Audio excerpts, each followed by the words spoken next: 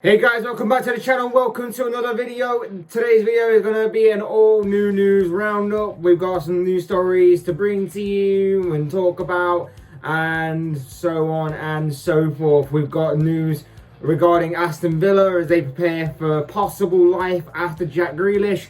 We've got a news story on Chelsea. They're going to be pursuing a striker that's not Erling Haaland, it seems. Adama Traore may be leaving Wolves, and a few more stories as well. But before we go any further, I would like to remind you to please like the video and also subscribe if you're new. Both things always and forever be greatly appreciated. But for now, let's get back talking about some new stories, this roundup kind of video thing that I'm putting together or whatever. So diving head first into these stories, we first come up with Chelsea and their pursuit of one Romelu Lukaku. They could be making another bid for the Belgian striker, as reported by The Athletic, who have stated that the Blues have made two previous bids for the Belgian striker. Neither accepted, of course, but they could be making or preparing a third bid in the very, very, very near future. We know that Chelsea have been looking for a striker across this entire transfer window as one of their top targets, with wonderkid Erling Haaland also being heavily linked with a move to Stamford Bridge, with a move to Chelsea. But Lukaku's name as well has been floating around for a while too, so it seems a bit of 50-50 between which one Chelsea will actually go for in the end. But the strange thing about this story is that Lukaku has come out previously in this transfer window itself and stated that he's happy, he's seemingly happy at Inter Milan, he doesn't really want to move, but Chelsea keep on with this pursuit. Lukaku says that a move won't happen, he'll stay at Inter Milan, but Chelsea are allegedly keeping their pursuit up of the Belgian striker, which is strange to me. It makes me question why Chelsea are pursuing this deal so much. What do they know, or what do they think they know about Inter or about Lukaku that makes them think that they can change their minds on this potential deal? I don't know. It just seems a little strange to me that Chelsea would publicly, seemingly, pursue a deal that multiple sources have stated has no chance of happening at all.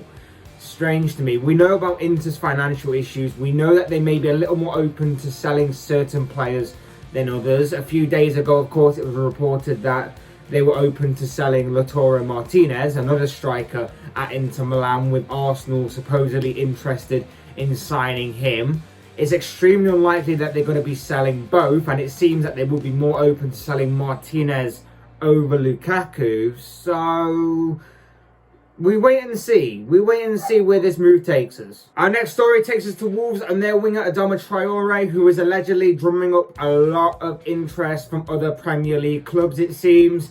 The Spanish winger has reportedly had a £30 million price tag slapped on his head, as reports have come out in recent days suggesting that there is a lot of interest from other Premier League clubs, from the likes of Leeds United, Liverpool, and more recently Tottenham, in acquiring his services. We know about Traore, about how explosive he is with his pace and his speed. We know his physical attributes. He's an incredible specimen, and at the age of 25 years of age, of course, is not a bad age either. The one area that does concern me most, though, would be his end product. Traore may have incredible physical attributes, but his end product isn't up to a similar standard. He's only registered 10 goals and 13 assists across the 131 appearances he has made for Wolverhampton Wanderers. But maybe a change of scenery, maybe another coach may get the best out of him, may unlock further his potential, may take his game up another level.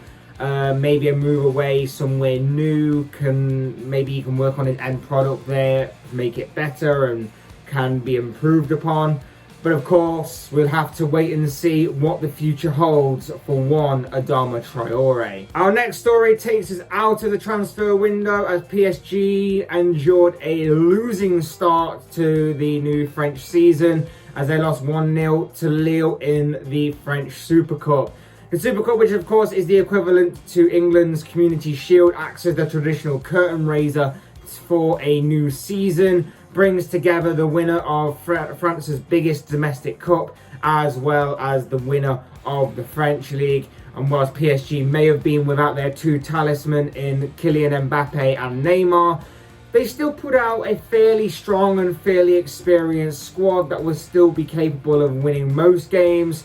But it was Lille that came out on top here, continuing with their recent success. Of course, they were last season's French League champions, winning the French League title.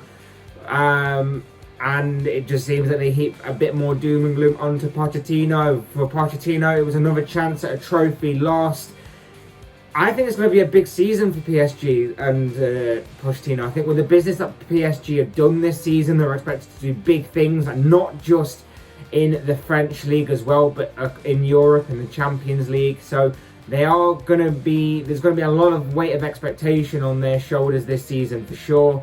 It's going to be an interesting season ahead for both the club and for Pochettino to see where he can take them, how far he can take them.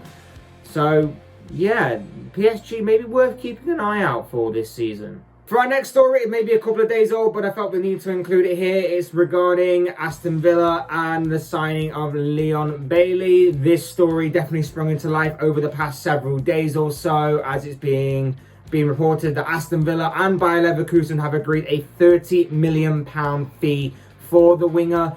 It's being said that personal terms could be dealt with in a swift fashion, and that there's set to be no issues there, and that Villa will give him a 5-year contract when it comes to discussing these personal terms.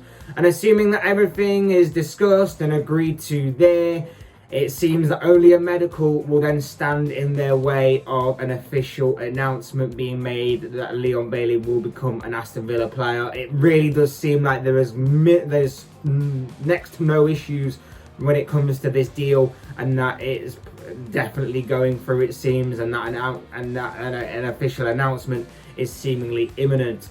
Bailey made 30 Bundesliga appearances last season, scoring 9 goals and assisting 9 times, as well as scoring 5 goals and assisting twice in 8 Europa League appearances last season for Bayer Leverkusen, which is pretty good. It's a pretty good record across both counts for a winger of his age, and plus for the club he's playing for as well. It definitely isn't bad, and you've got to remember that this was a guy that was highly rated and properly hyped up a few years ago in the Bundesliga. This was a winger who was promising a lot, and there were talks of him going to places like Man United. There were talks of big moves elsewhere, and nothing really materialized over the next couple of years. And I don't know whether it was just me being in the wrong circles or whatever, but I didn't quite hear his name be so hyped up over the past year or so. But that's not to say that this guy isn't that good, because let's face it, the results he's posting are pretty good for the past couple of seasons or so. He's still obviously young, still got a lot of potential to unlock further. I think personally this is a fantastic deal made by Aston Villa here, and it just shows me how much Villa have raised their level and are of course looking to kind of make steps to breaking into them European football places. And honestly, I reckon this could be a seriously underrated piece of business. If this works out how I'm imagining, this could be a seriously underrated piece of business that goes on to obviously make Aston Villa look really, really, really good. And I think that a lot of teams that are in and around the sort of level of Aston Villa right now should definitely be sitting up and taking note. But we'll wait and see, of course, how Leon Bailey does at Aston Villa. Obviously, should this deal get over the line, but it does seem that everything is in place for Leon Bailey to officially be announced very soon as an Aston Villa player. Sticking with Aston Villa for our next story, again, it's a couple of days old, but it is worth putting in here because they seem to be beginning to prepare for life after Jack Grealish, it seems, assuming that they will accept Manchester City's bid, of course, as they have seemingly set out to target Norwich's Todd Cantwell as the replacement for Grealish. Having already raided Norwich earlier this transfer window for Emi Buendia, it seems that should they accept the Jack Grealish offer from Manchester City, Villa will return to Norwich to test their resolve over their midfielder Todd Cantwell. Cantwell's name has been swirling around a lot and linked with certain clubs for the past couple of years now, ever since Norwich did return to the Premier League and then of course get relegated back to the Championship as the classic yo-yo club, and now looking forward to life back in England's top tier division again for this forthcoming season. Last season, Cantwell made 33 Championship appearances for the Canaries, scoring 6 times and assisting 7 times. At 23 years of age, there's definitely something with this man. Maybe a step up to Villa could possibly further help him grow and develop and unlock more of his potential. It does seem like a decent enough replacement for Grealish, all things considered. It's not going to be as perfect, but like I say, there could be some further development to Cantwell's game, and maybe Aston Villa will help him unlock it even more. Early signs are suggesting that it could be a fee between 30 and 40 million that will tempt him away from Norwich and tempt Norwich to accept the bid. But it's still early days yet. We're still waiting to see whether Villa accepts the Manchester City bid or not.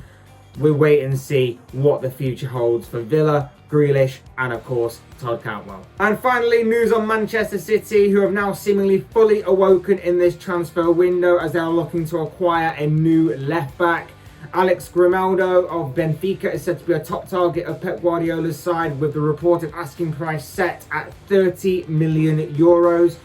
Shakhtar Donetsk and Lazio are both said to be interested in signing him as well, and it'll be interesting to see where this story takes us from here. But let's face it, if you're Alex Grimaldo and you hear that Lazio, Shakhtar and Manchester City are interested in you, the likelihood is, even though you've probably never heard of them until 2008, that you would likely go to Manchester City over the other two clubs, with all due respect.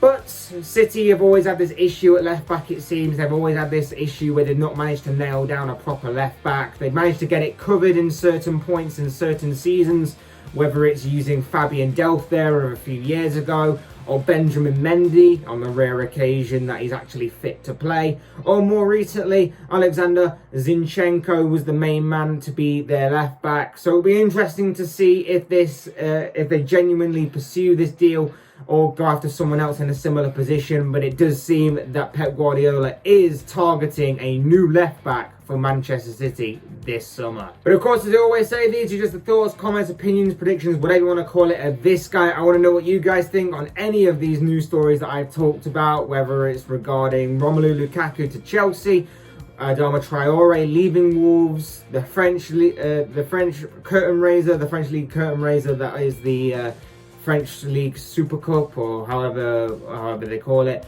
and of course the Villa news. What do you make of the Villa news regarding Leon Bailey? What do you make of the interest in Todd Cantwell? And finally, what do you make of Manchester City's pursuit of left back Alex Grimaldo? I'd love to know your thoughts, comments, opinions, predictions, whatever you want to call it, on any of these news stories down below in the comment section. I'm sure they'll all make for interesting reading. Otherwise, hit that like button on the way if you enjoyed the video. Subscribe if you're new or want to see more content like this. Both things are always and family greatly appreciated. And as always, thank you all so much for watching and listening. I've been Fletch, this has been another Fletch Talks video, and I will see and speak with you all again soon in another video.